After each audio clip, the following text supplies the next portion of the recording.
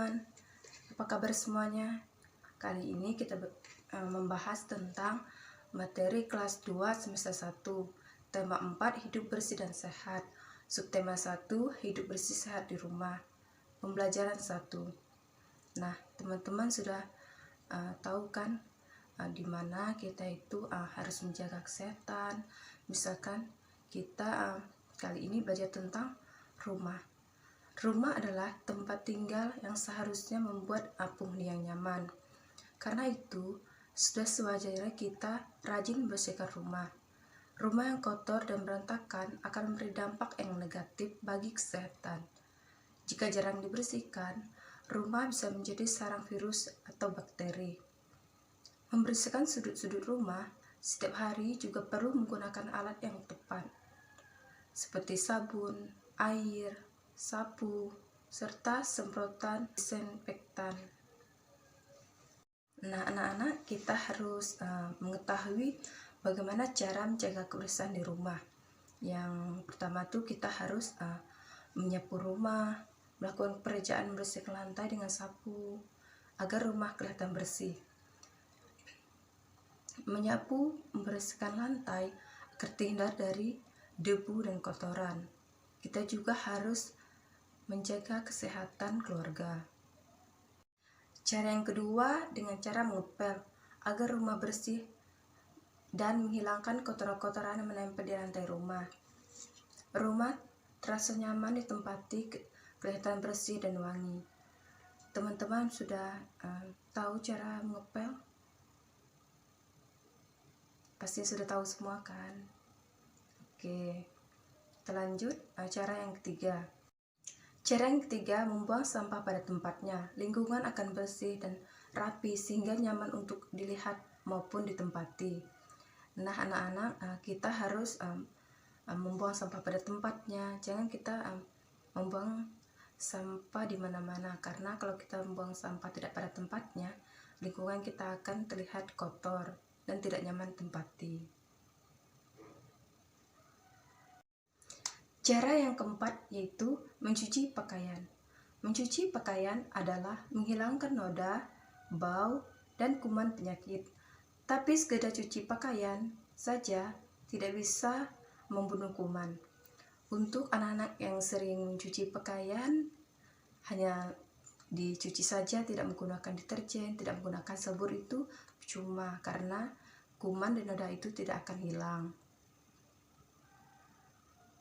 Sebaiknya kita itu mencucikan menggunakan deterjen saja ataupun sabun. Itu bisa membuat noda dia hilang, bisa membuat wangi. Cara yang kelima, mencuci dan peralatan memasak. Setiap saat usai masak, seringkali benda-benda atau peralatan memasak tergeletak begitu saja. Membiarkan terus-menerus hal seperti itu tentu tidak baik. Oleh sebab itu, biasakan merapikan dan membersihkan peralatan memasak tersebut usai sarapan.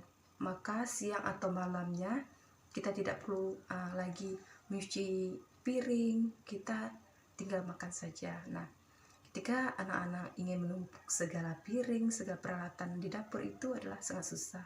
Karena ketika piring itu sudah banyak, sudah menumpuk, itu kita pusing sendiri ya. Kita harus sudah kita makan, sudah keluarga kita makan, kita harus mencuci piring tersebut agar tidak menumpuk. Itu lebih meringankan kita dalam mencuci.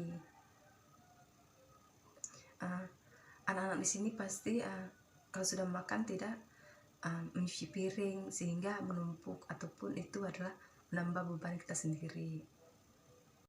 Yang keenam adalah menyimpan sepatu dalam rak sepatu. Mempunyai manfaat penting untuk merapikan sepatu di rumah. Setiap kali berada di rumah, pasti sepatu yang dipakai ditaruh di dalam rak sepatu agar rumah tersebut terlihat teratur, bersih, dan tidak berantakan. Ketika rumah kita tidak berantakan, pasti kita akan terlihat nyaman lihatnya, kita akan terlihat bersih, dan sebagainya. Anak-anak di sini ketika sudah pulang sekolah ataupun pulang jalan-jalan, kita harus melakukan kebersihan, menyimpan apa yang kita udah gunakan itu pada tempatnya, dan juga kita bersih-bersih. Baik anak-anak, penilaian ibu buat adalah apa yang sedang dilakukan oleh keluarga di atas. Kedua, mengapa kebersihan itu penting? Ketiga, bagaimana cara agar rumah terlihat bersih? Keempat, perlukah kebersihan itu dilakukan? Apakah anak-anak sudah mengerti semuanya, materinya, ataupun cara penjelasan ibu? Ketika anak-anak tidak mengerti, bisa bertanya. Yang ingin bertanya silakan angkat tangan. Baik, ketika anak-anak tidak ada yang bertanya, ibu akan akhiri pembelajaran kita pada hari ini. Selamat siang untuk kita semua.